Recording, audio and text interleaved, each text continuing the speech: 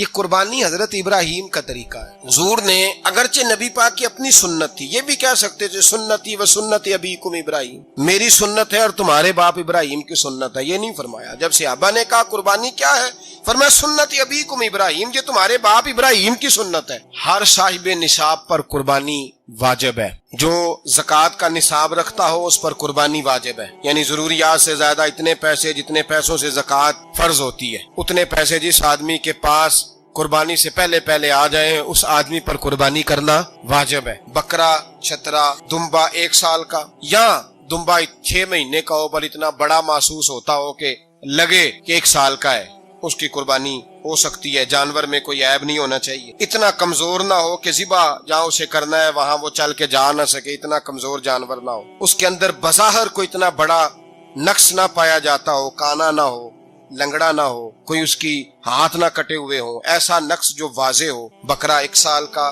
گائے اور بھینس یہ 2 سال کی، اونٹ 5 سال کا۔ اب اس میں یہ ہے کہ ہمارے بہت سارے دوست چونکہ ہم دیہاتی لوگ ہیں تو پوچھتے ہیں کہ دوندا نہیں ہے تو چوگا نہیں ہے، تو یہ ہماری پنجابی کی اصطلاحات ہیں، پنجابی کی۔ شریعت اسلامیہ نے سال بتائے ہیں، یہ تو ہم نے اپنی آسانی کے لیے یا دیہاتوں میں جو ماحول تھا اس طرح کا جانور لیں، خوبصورت جانور لیں۔ جو نصاب ہے وہ بھی میں نے آپ کو بتایا، لیکن ایک اور پہلو بھی ہے، نبی پاک صلی اللہ علیہ وسلم پہ زکوٰۃ کبھی فرض نہیں ہوئی، کبھی حضور پہ زکوٰۃ فرض نہیں ہوئی۔ نبی پاک صلی اللہ علیہ وسلم کے پاس اتنا سرمایہ کبھی اکٹھا ہوا ہی نہیں کہ زکوٰۃ فرض ہو، لیکن نبی پاک کے صحابہ فرماتے ہیں کہ مدینے کے 10 سالوں میں اللہ کے رسول نے ہر سال قربانی فرمائی ہے، ہر سال قربانی دی، اور جس سال حضور حج کرنے گئے اس سال اللہ کے نبی نے 63 اونٹ ذبح فرمائے، اور حضور صلی اللہ علیہ وسلم جب اونٹ ذبح کرنے لگتے نا تو صحابہ کہتے ہیں اونٹ خود دوڑ کے حضور کے سامنے آ کے لیٹ جاتا، اور نبی پاک اسے ذبح کرتے اور فرماتے ہیں ایک دوسرے کو دھکے دیتے اونٹ کے، پہلے میں نے جانا ہے ذبح ہونے کے لیے، پہلے میں نے، انہیں پتا تھا کہ جو مصطفیٰ کے ہاتھوں ذبح ہوگا وہ تو دائمی زندگی پا جائے گا، یہاں بھی وہاں بھی زندہ۔ 63 اونٹ ذبح کیے، ایک اونٹ میں کتنی قربانیاں ہوتی ہیں؟ 7۔ اب 63 کو 7 سے ضرب دو گے تو کتنی بنے گی؟ اور پھر نبی پاک صلی اللہ علیہ وسلم نے 10 سال مدینہ منورہ میں قربانی دی، ہر سال۔ اب وہ 63 اونٹ، ایک اونٹ میں 7 قربانیاں، ہر سال یہاں قربانی، اور مولا علی شیر خدا فرماتے ہیں نبی پاک 2 قربانیاں دیتے۔ میں نے کہا حضور 2 جانور ذبح کر رہے ہیں آپ، تو حضور نے فرمایا ایک میری طرف سے، ایک میری امت کی طرف سے، غریبوں کی طرف سے، اور حضرت علی کو حضور نے وصیت فرمائی تو 2 دیا کرے گا۔ یا رسول اللہ صلی اللہ علیہ وسلم میں غلام ہوں، خادم ہوں۔ حضور نے فرمایا علی ایک تو نے اپنی دینی ہے، ایک میری طرف سے دینی ہے، 2 قربانیاں۔ مولا علی نے بھی ساری زندگی 2 قربانیاں دی۔ حضرت علی بھی مال کے نصاب نہیں، اپنا مکان ہی نہیں تھا، کوئی کاروبار نہیں تھا، کئی دن فاقے رہتے تھے، پر قربانیاں کتنی دیتے تھے؟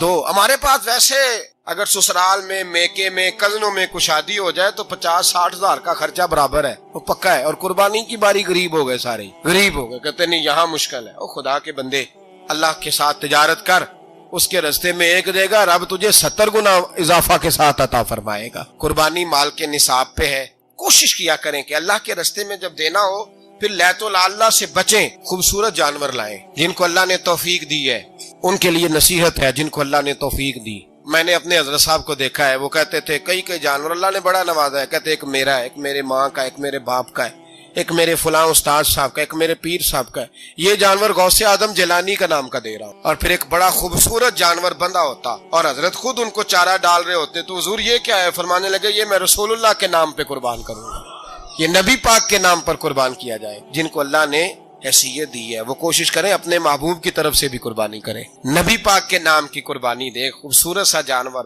پیارا، پھر اس کی خدمت ہو، پھر اس کی قربانی دی جائے، اور نبی پاک کے نام پر قربانی دی جائے۔ حضور نے خود وصیت فرمائی حضرت ابو بکر صدیق کو، قربانی بڑا حسین عمل ہے، اور میرے نبی پاک صلی اللہ علیہ وسلم نے ناراضگی بھی فرمائی، ذرا خوگر حمد سے تھوڑا سا گلہ بھی سن لے۔ میرے حبیب نے فرمایا جو طاقت کے باوجود قربانی نہ کرے وہ ہماری عیدگاہ میں عید کی نماز پڑھنے نہ آئے، وہ نہ آئے۔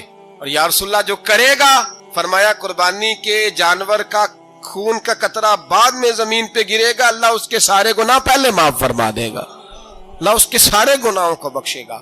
قربانی کریں، خوبصورت انداز میں کریں، اللہ کی رضا کے لیے۔ بزرگوں نے لکھا ہے 3 حصے کرو گوشت کے، ایک گھر میں رکھو، ایک رشتہ داروں میں بانٹو، پڑوسیوں میں بانٹو، اور تیسرا فقط غریبوں کو دو۔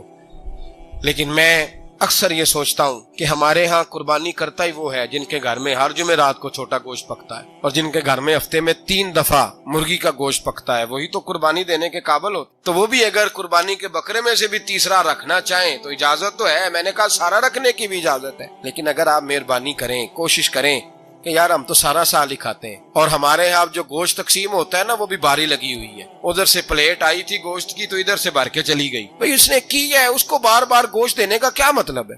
آپ یہ دیکھیں عزیزوں میں، رشتہ داروں میں، اور میں اگر تھوڑا سا آپ کی توجہ کرانے میں کامیاب ہو جاؤں تو سفید پوش لوگوں کو دیکھیں، کچھ سفید پوش ہیں، سفید پوش جن کے اوپر قرضے ہیں، بیماریوں نے جکڑ لیا ہے، گھر میں بڑے بڑے سخت مریض آ گئے ہیں، سفید پوش پہلے دیا کرتے تھے، آپ ان سے پوچھتے ہیں صاحب قربانی، تو بات کو ٹالتے ہیں، وہ کہتے ہیں سوچ رہا ہوں کوئی حصہ ڈال جائے، پردہ پوشی کرتے ہیں، کہتے ہیں کہیں حصہ رکھا ہوا، پردہ پوش۔ اکثر وہ لوگ قربانی نہیں دے پاتے، اکثر دیا کرتے تھے اب نہیں دے پا رہے، کیوں؟ اس لیے کہ مشکلات ایسی آ گئیں۔